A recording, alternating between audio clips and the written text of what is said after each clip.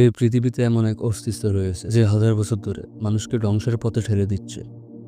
তার কোনো ক্লান্তি নেই, নেই কোনো দয়া। সে কখনো সামনে থেকে আক্রমণ করে না, বরং ধীরে ধীরে কৌশলে মানুষকে ঠেলে দেয় পাপের অতল গহ্বরে। আজকের গল্প এমন একজন মানুষকে নিয়ে, যিনি ছিলেন আল্লাহর ঘনিষ্ঠ একজন সাধু, যিনি বছরের পর বছর ইবাদতে নিমগ্ন ছিলেন, যার নাম ছিল বার্শিসা। তবে তার শেষ পরিণতি ভয়াবহ, মর্মান্তিক এবং আমাদের জন্য এক অমূল্য শিক্ষা। প্রায় 1000 বছর আগে এক শহরে বাস করতেন বার্শিসা নামক এক সাধু।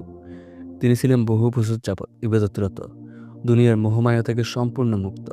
তিনি নির্জনে একটি পাহাড়ি কুটিরে থাকতেন, সারাদিন রাত ইবাদত করতেন, রোজা রাখতেন, নামাজ পড়তেন, দান করতেন এবং মানুষ তাকে আল্লাহর অলি বলে জানত। তার নাম এতটাই বিখ্যাত হয়ে গিয়েছিল যে মানুষ তার দোয়া পাওয়ার জন্য দূর দূরান্ত থেকে আসতো। আল্লাহর প্রতি তার বিশ্বাস এতটাই দৃঢ় ছিল যে কেউ ভাবতে পারত না সে কোনোদিন পাপ করবে। কিন্তু ঠিক সে মানুষটি একসময় এমন পাপে লিপ্ত হয়ে পড়ে যা শয়তান নিজেও কল্পনা করেনি।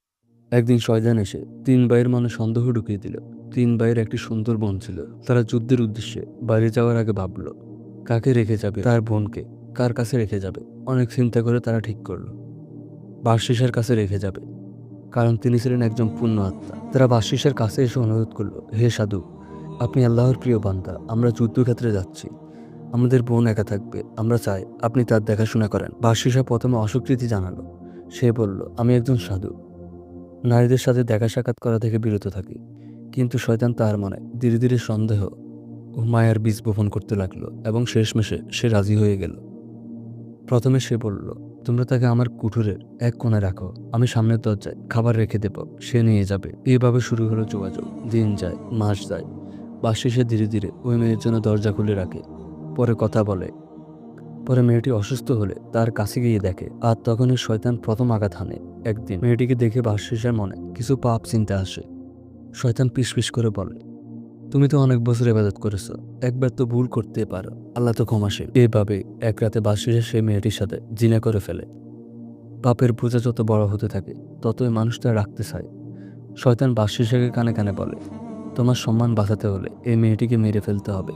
কেউ জানবে না, কারণ মেয়েটি ছিল গর্ভবতী। বার্শিসা ভেবেও দেখে না সে সেই নিষ্পাপ মেয়েটিকে হত্যা করে, তারপর তাকে কবর দিয়ে দেয়।